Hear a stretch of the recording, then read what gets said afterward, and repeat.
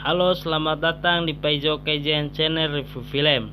Apa kabar semua? Semoga sehat-sehat saja di musim yang tidak menentu. Kali ini saya akan mereview sebuah film tentang seorang pembunuh kejam bernama Liu Jingxi yang berusaha menyembunyikan masa lalunya yang kelam di sebuah desa kecil dan menjadi buronan oleh seorang detektif yang handal. Masa lalu Liu Jingxi ternyata masih mengejarnya hingga ia harus berhadapan dengan klan di mana ia dibesarkan dan harus mengancam keselamatan keluarganya. Film ini disutradarai oleh Peter Chen dan dibintangi oleh Donnie Yen, Takeshi Kaneshiro, Teng Win, dan lain sebagainya, serta rilis pada tahun 2011. Ayo, siapkan kopi, gorengan, matikan lampu kamar Anda agar lebih terasa nikmatnya. Tidak usah banyak intro, ayo kita mulai saja. Tetapi sebelum itu, ayo like, comment, share, subscribe, dan nyalakan lonceng notifikasinya agar tidak ketinggalan review film dari aku yang selalu ada untukmu. Agar aku bisa terus hidup dan mereview film yang tak kalah serunya di channel ini.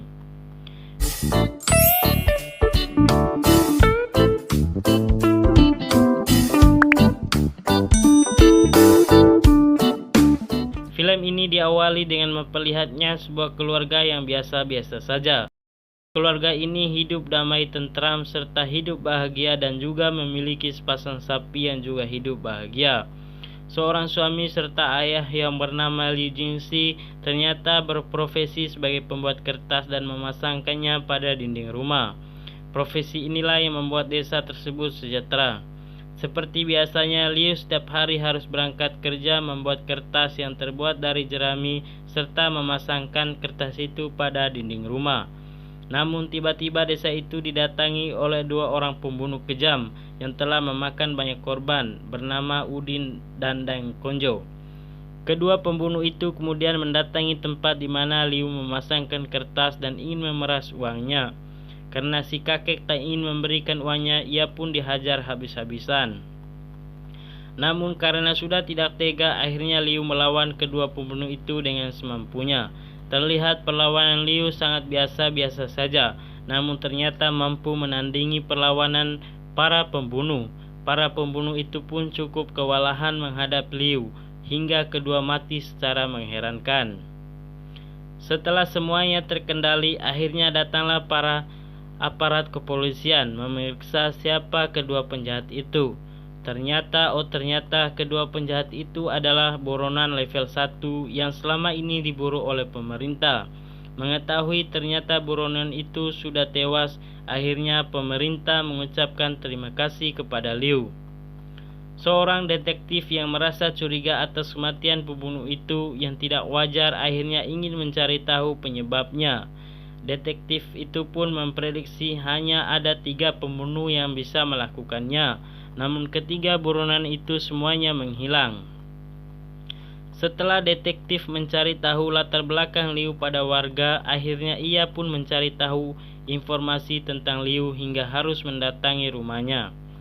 Ternyata Liu adalah pendatang dan menikah dengan seorang janda cantik, 2 anak. Keesokan harinya, detektif itu meminta Liu untuk melakukan reka ulang. Namun karena detektif itu bukan detektif biasa, maka dia pun mampu melihat hal yang sebenarnya terjadi. Dengan imajinasinya, ia pun menemukan fakta bahwa Liu menghadapi pembunuh itu dengan kekuatan Qi yang kuat. Karena detektif semakin curiga dan penasaran kepada Liu, akhirnya ia pun mengikutinya setiap hari untuk mencari tahu siapa sebenarnya Liu. Maka untuk mencari tahu kekuatan Liu, akhirnya detektif berpura-pura membantu Liu hingga ia terjatuh dari jembatan dan mampu tersangkut di atas ranting, kemudian terjatuh lagi ke dalam sungai. Kejadian ini semakin membuat detektif merasa curiga dan penasaran kepada Liu. Di suatu hari pada acara desa, Liu dan detektif pun saling berbicara. Liu akhirnya menceritakan masa lalunya tentang ayahnya yang sangat kejam dan ia benci. Ayahnya mengajar Liu untuk berani membunuh. Hal ini membuat Liu tidak betah dan menginginkan dari keluarganya.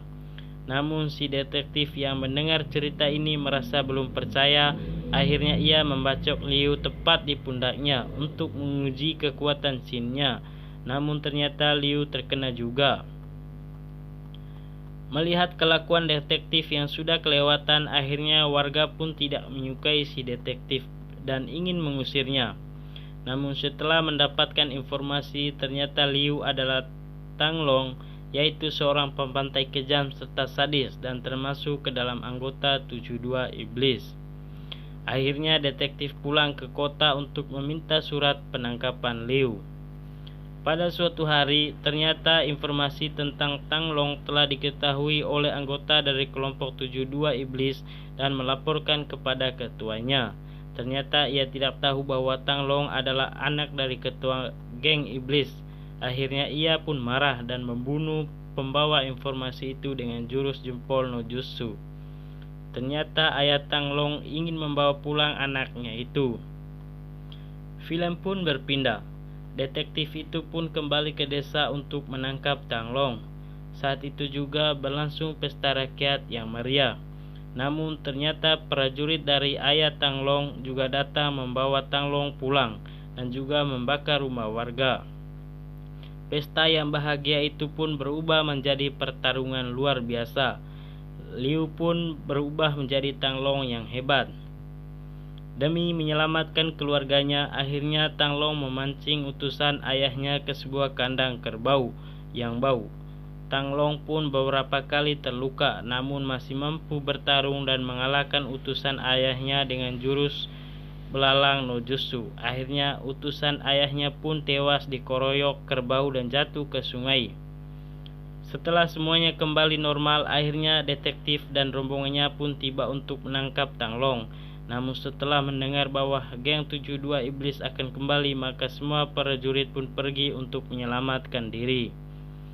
Tak hanya prajurit, ternyata semua warga juga akan meninggalkan desa demi menyelamatkan diri dari 72 Iblis. Namun Tang Long dan detektif tetap tinggal untuk menghadapi geng 72 Iblis. Tetapi detektif ingin mengelabui mereka dengan membuat Tang Long terlihat seperti mati agar geng itu tidak lagi mengejar Tang Long. Keesokan harinya, akhirnya Tang Long berpura-pura mati dan telah didatangi oleh geng Iblis. Mengetahui Tang Long telah mati, maka mereka pun bersedih.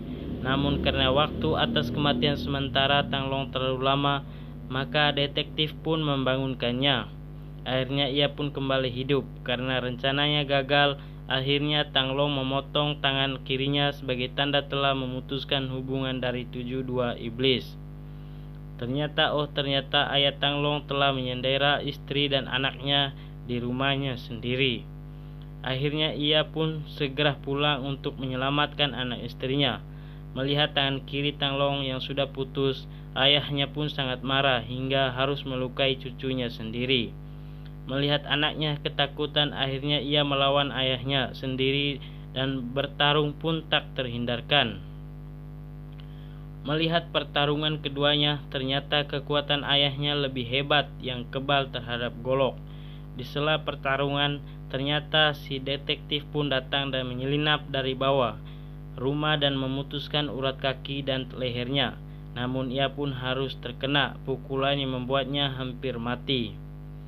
Karena anak dan istri Tang Long semakin terancam, akhirnya ia pun mengeluarkan semua kekuatannya, meski hanya dengan satu tangan. Dan ia pun berhasil melukai ayahnya. Namun karena ayahnya semakin murka, akhirnya Tang Long pun dihajar habis-habisan hingga terjatuh dari atas rumah. Detektif yang melihat ayah Tang Long sudah mau membunuh anaknya dengan jurus jempol no jutsu akhirnya menusuk lagi satu jarum di tubuh ayahnya, meski mendapatkan pukulan yang kuat dan membuat detektif tewas. Dan hal ini juga membuat petir menyambar ayah Tang Long hingga tewas menggenaskan.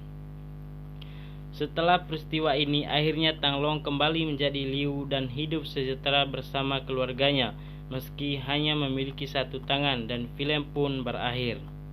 Bagaimana filmnya, seru gak? Kalau seru maka tulis alasanmu di kolom komentar.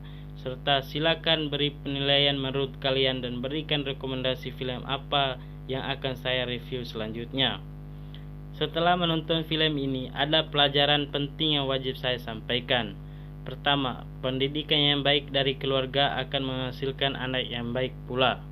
Kedua, hal yang lebih penting di dunia ini adalah keluarga yang harmonis.